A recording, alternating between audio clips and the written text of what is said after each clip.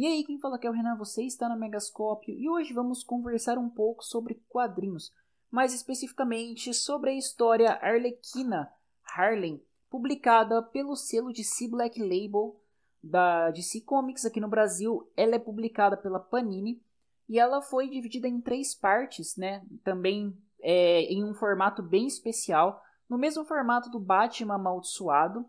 Porém, o Batman Amaldiçoado ele veio num formato já capa dura, enquanto que a história da Arlequina veio em 3 fascículos basicamente da mesma grossura.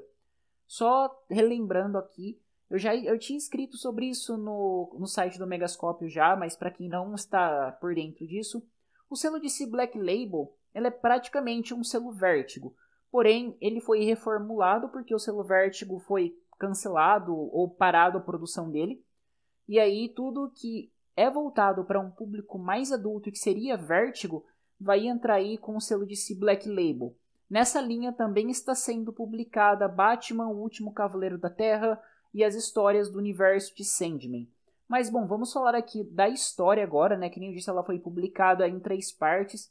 E a primeira saiu em janeiro, se não me falha a memória, e a última chegou agora no começo de abril. Ela foi escrita e desenhada por Stefan Sejic e tem desenhos excelentes e um roteiro muito bom também, que eu vou entrar depois aqui dentro quando for falar da história, né? Que mostrando um pouquinho do desenho. Ele é muito bonito no sentido de que ele é um desenho muito limpo, até mesmo para representar o Coringa, sabe? Em certos momentos o desenho passa aquela impressão de que o Coringa é uma pessoa recuperável, é um vilão que você tem que ter algum apreço por ele pelas situações que ele passou. E isso, claro, que o roteiro ajuda bastante, a construção tanto da Arlequina quanto do Coringa, mas o desenho ajuda a transmitir isso também, porque ele não está sendo representado como aquele bicho sem cara dos Novos 52, ou como um personagem com uma cara distorcida. Ele é uma pessoa bastante perturbada que comete atos bem violentos, mas que quando você olha em certos momentos você acha que ele pode ser recuperado. Mas bom, voltando aqui para a história. O que a história trata? A história ela vai contar a origem da Arlequina, né? Ou recontar a origem da Arlequina. Porém, ela já é narrada pela própria Arlequina, descrevendo como foi todo o processo quando ela já está no final do processo. Então ela volta a contar desde a época da faculdade dela, em que ela passou por algumas situações ali que acabou deixando alguns estigmas em sua carreira, até ela tentar aprovar um projeto de pesquisa para estudar o tipo de comportamento violento, o Bruce Wayne apoiar, ela ir para o Arkham fazer os testes dela e tomar os depoimentos dos prisioneiros, e aí ela se aproximar do Coringa e desenvolver esse relacionamento com ele. E inicialmente é interessante porque esse relacionamento ele é proposto por ela mesma como um desafio para mostrar que a tese dela funciona.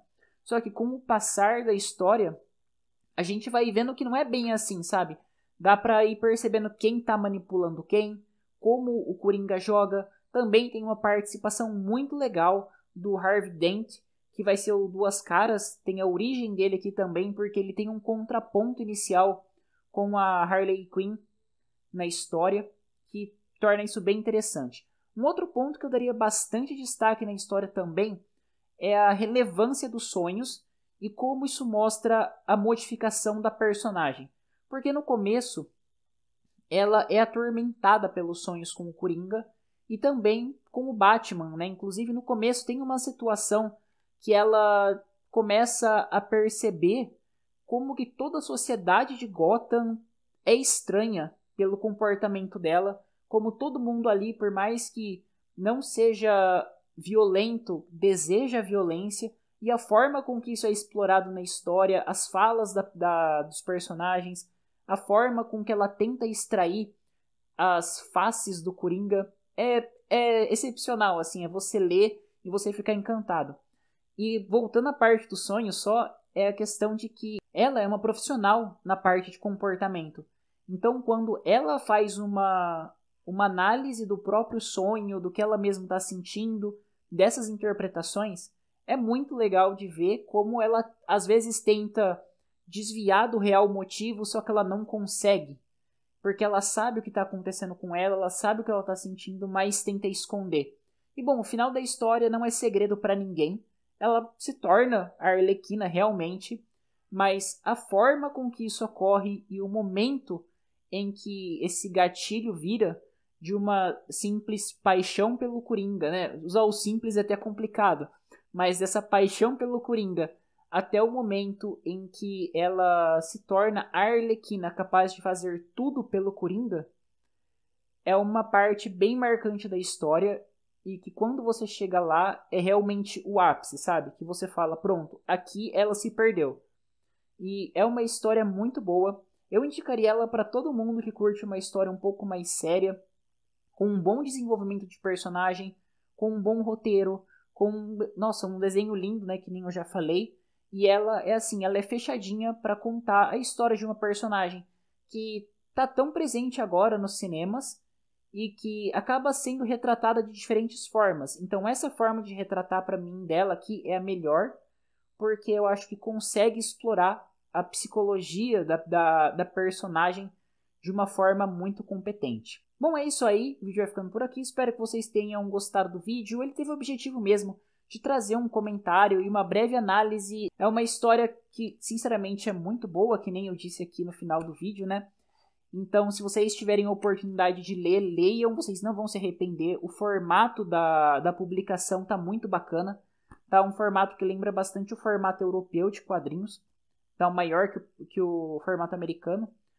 Mas é isso aí, né? Se inscreve no canal, ative o sininho, dê um joinha no vídeo que ajuda bastante a nossa divulgação. Dê uma olhada na descrição do vídeo, porque lá você vai encontrar os links para as nossas outras redes sociais e também o link para a nossa campanha no Padrim, caso você queira nos ajudar financeiramente. Já deixando aqui um agradecimento a todos que já são padrinho do Megascópio.